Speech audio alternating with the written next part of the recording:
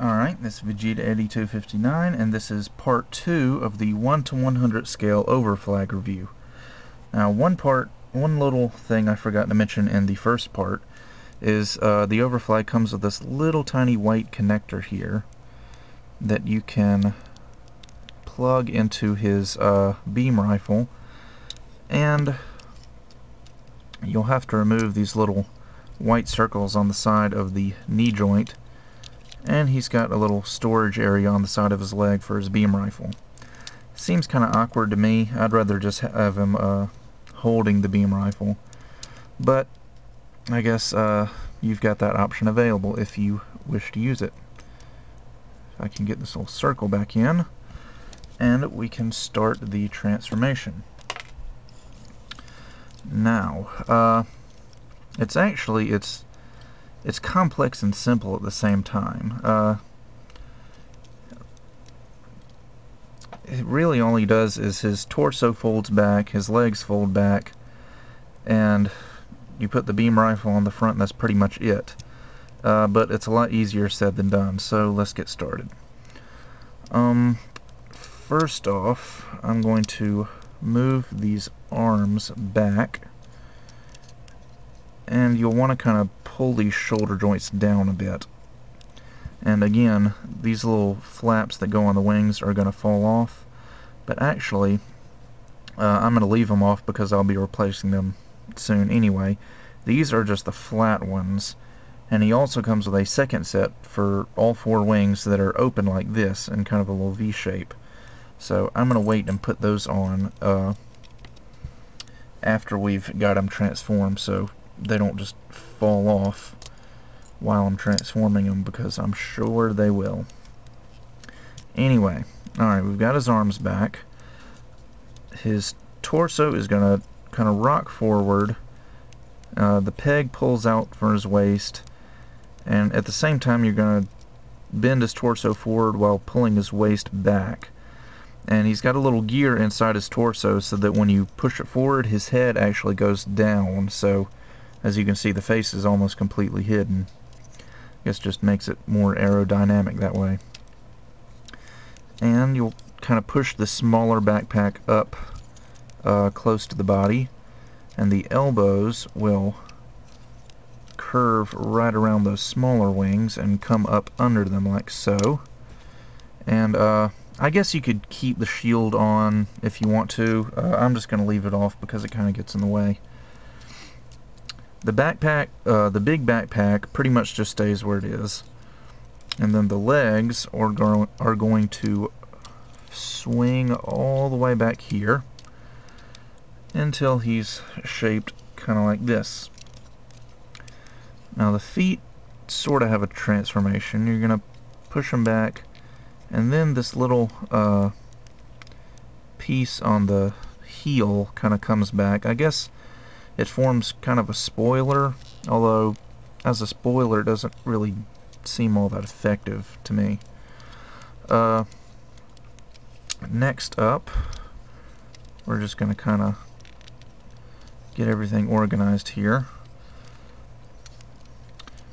And there's a little I guess little slot that opens up under the crotch right here, and that is actually where his landing gear goes. He comes with 3 pieces for the landing gear. The first one goes right up under the crotch, and just, it's actually kind of difficult to get it in there.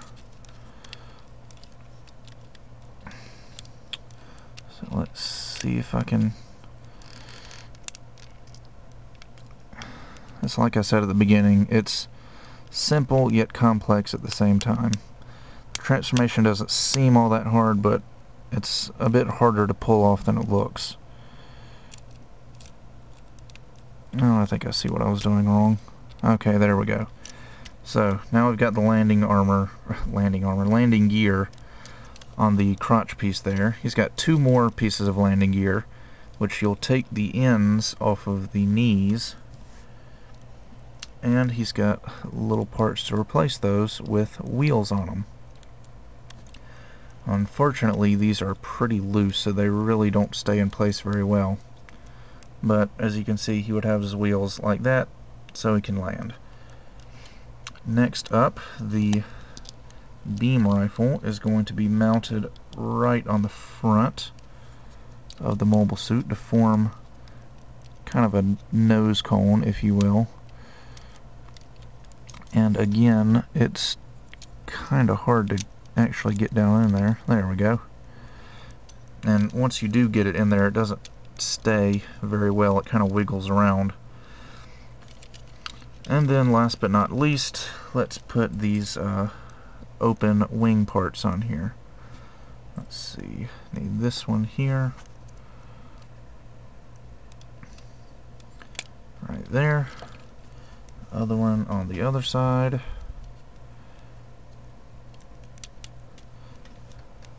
And then the two large wings. Let's see. Yeah. There we go. Now I will say that these opened up flaps that I'm putting on here now tend to stay on a little bit better than the other ones that I had on in part 1 of the review. Now look at that, one of his wheels already fell off. Anyway, that's the Overflag's transformation. Back it up so you can see it a little bit better. One thing that I do like about the transformation is that this, the crotch is right here, and that's where the action base connector goes. So you can actually display them on the action base in mobile suit mode or in flight mode. So I thought that was a really nice touch.